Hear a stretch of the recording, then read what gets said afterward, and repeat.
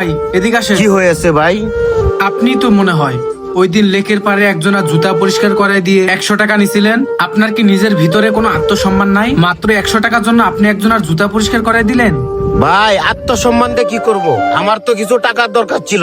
টাকার দরকার তো দুনিয়ায় সবারই থাকে, কিন্তু আপনি একজন সুস্থ সবল মানুষ, আপনি কাজ করে খাইতে পারেন না? হ্যাঁ ভাই, আমি কাজ করেই খাই। আমি একজন রড মিস্ত্রি। তো আপনি যেহেতু রড মিস্ত্রি, তাহলে জুতা পরিষ্কার করে টাকা নিলেন কেন? রড মিস্ত্রি কাজ করে খাইতে পারেন না?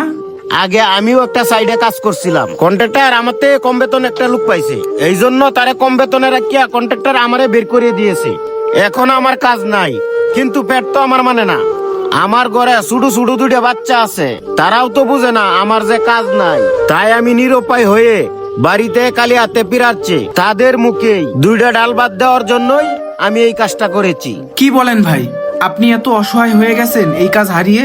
আচ্ছা, আপনি কাজ পেলে কাজ করবেন? হ্যাঁ ভাই, কাজ পাইলে কাজ করব না কেন? আমার তো কাজেরই দরকার। ঠিক আছে, আমি আপনাকে এখানে কাজের ব্যবস্থা করে দিতাছি। শুধু এই সাইড না, আমাদের আরো অনেক কয়টা সাইডে কাজ চলে। আপনি চাইলে মিস্ত্রি হিসাবে যে কোনো সাইডে কাজ করতে পারবেন। এ হজরত, এদিকে আসো। আজকে থেকে উনি এখানে মিস্ত্রি হিসেবে কাজ করবে, তুমি তারে কাজে লাগাই দিও। আচ্ছা আর এই যে এখানে 500 টাকা আছে, এটা দিয়ে কিছু সদাইপাতি কিনে বাসায় লয়ে যান।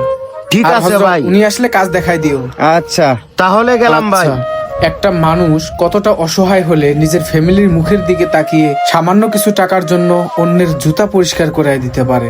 একটা কথা বলি কি ভাই, যদি আপনার হাতে টাকা পয়সা থাকে তাহলে এরকম অসহায় ফ্যামিলিকে সাহায্য করার চেষ্টা করবেন, দেখবেন তারা মন থেকে আপনার জন্য দোয়া করবে। আর গাইস, ভিডিও ভালো লাগলে অবশ্যই like comment share. Thank you so much.